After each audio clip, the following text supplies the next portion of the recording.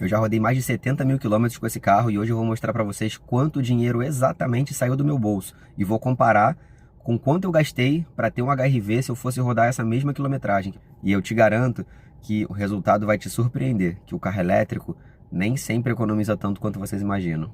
Fala galera, eu sou o Daniel e esse é o Carro Direto, seja bem-vindo ao meu canal. E hoje a gente vai falar sobre esse comparativo. Quanto custa ter um carro elétrico 2024 comparando com um HR-V 2016? Os dois cenários reais, dois custos que eu tive, não é estimativa, não é cálculo baseado na média de consumo do carro, revisões programadas, não, é consumo real. E aí, antes de qualquer coisa, é claro que eu já vou justificar aqui, é óbvio que são carros com 8 anos de uso de diferença, isso vai influenciar, não tem como, mas eu quero mostrar para vocês que independente dessa diferença, o carro ele vem para cumprir um objetivo. A não ser que você tenha um carro específico, um utilitário, um carro que você usa para trabalho, para algum uso específico, se o seu uso é particular, único e exclusivamente, e não faz diferença para você se você vai ter um HR-V 2016 ou vai ter um Dolphin 2024, que os dois vão te levar até onde você quer para ir, para voltar, e não vai mudar, isso deveria entrar na consideração se vale a pena realmente trocar o carro por um carro elétrico ou não, partindo do princípio que qualquer um dos dois faria o mesmo papel, né? E além disso, vocês vão ver no final das contas que eu vou mostrar para vocês que mesmo que eu comparasse dois carros, a conta ia ser basicamente a mesma coisa, e vocês vão entender os argumentos quando eu mostrar os números. E aí vamos para os números. Eu tenho um medidor individual exclusivo para marcar o consumo do carro no painel onde está instalado o carregador do carro na minha casa. Quando o carro estava alcançando 70 mil quilômetros, o medidor estava indicando 9.952 kW. Então eu vou arredondar para 10 mil kW gastos para 70 mil km rodados. Eu vou considerar um preço de quilowatt de 1,27. Eu moro em Niterói. Esse valor varia um pouco de acordo com a bandeira tarifária e os impostos de cada mês. Se eu gastei 10 mil kW com o quilowatt a 1,27, quer dizer que eu gastei R$ 12.700 só para rodar com o carro, de energia elétrica carregando ele na minha casa. Eu rodei 70 mil quilômetros em 19 meses.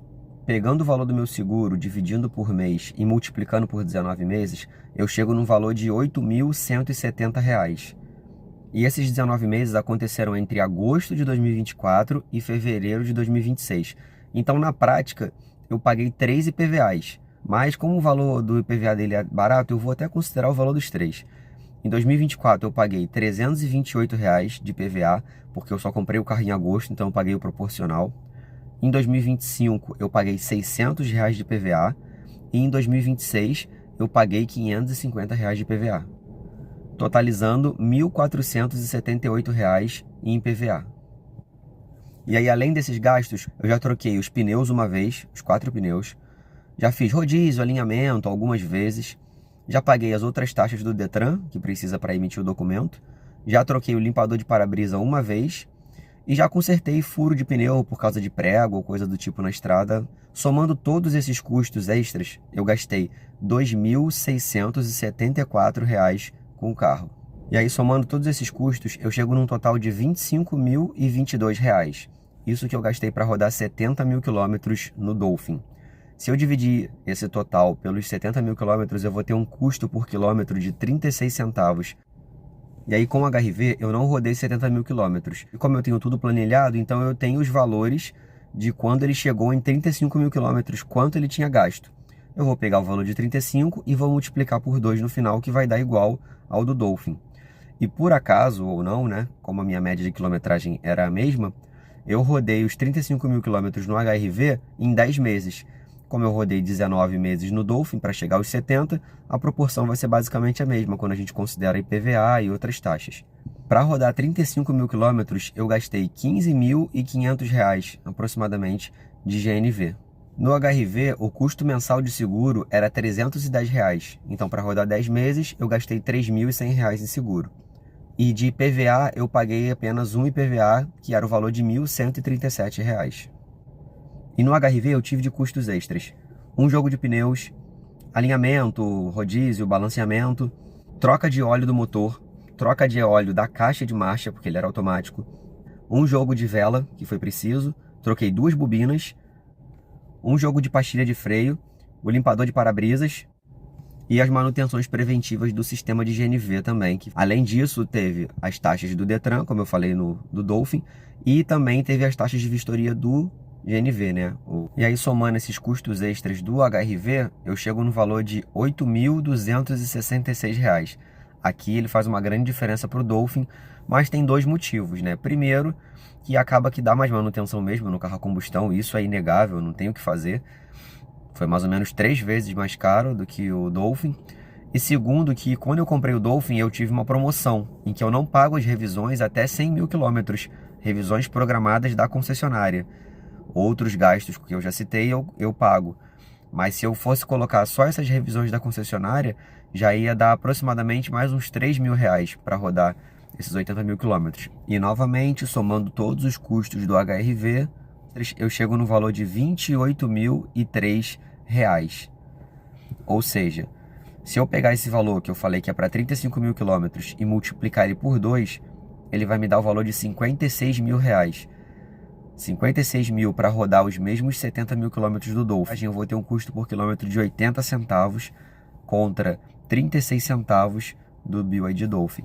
Agora eu quero mostrar para vocês o que vai fazer uma grande diferença nessa conta. Quando eu compro um carro mais novo, ele vai depreciar mais do que um carro mais antigo, não tem como. E quando a gente compara principalmente um carro da Honda, que assim como a Toyota não desvaloriza, e você comparar com um carro elétrico da BYD, você perde muito nessa brincadeira.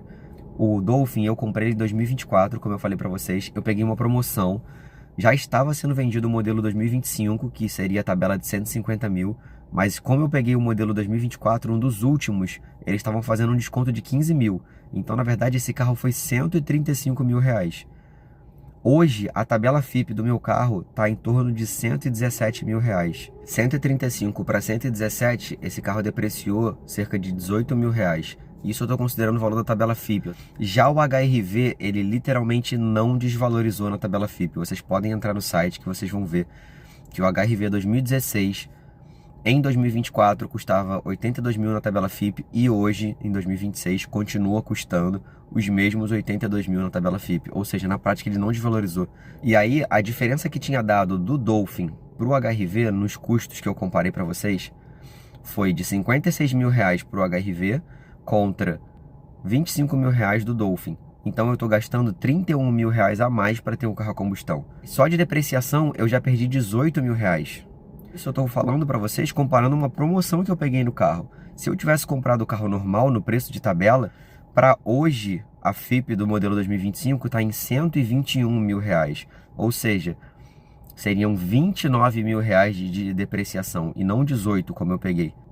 Eu já teria perdido dos 31 que eu economizei, 29 mil só em depreciação. Ou seja, seria praticamente o 0 a 0. E eu nem estou colocando aqui na conta para vocês a diferença da parcela que eu pago.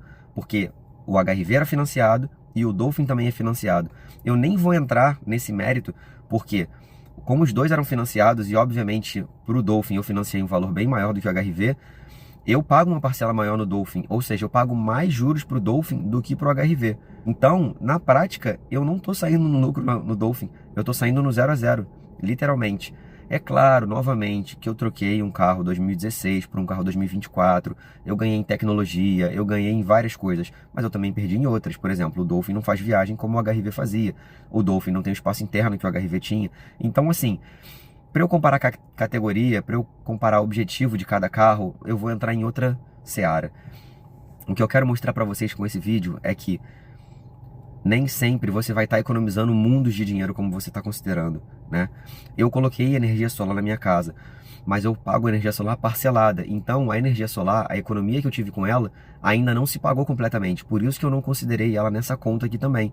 Porque senão, eu teria que colocar que eu paguei 1 kW mais barato sim para carregar o meu carro, mas ao mesmo tempo eu paguei mais caro para instalar essa energia solar que eu não tinha. Então, a conta não adiantaria. Eu considerei uma pessoa normal que não tem energia solar na sua casa, mas carrega o carro na sua casa.